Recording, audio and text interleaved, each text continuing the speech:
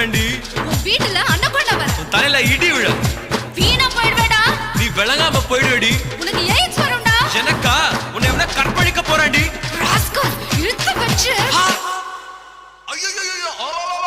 ஐயோ இறைவன் எதிரில் தோன்றி என்னிடம் மரம் கேட்டானே இந்த ராட்சசி எல்லாம் உலகில் ரகசிய இடம் கேட்பேனே அந்த இடம் கோவிந்தா தான்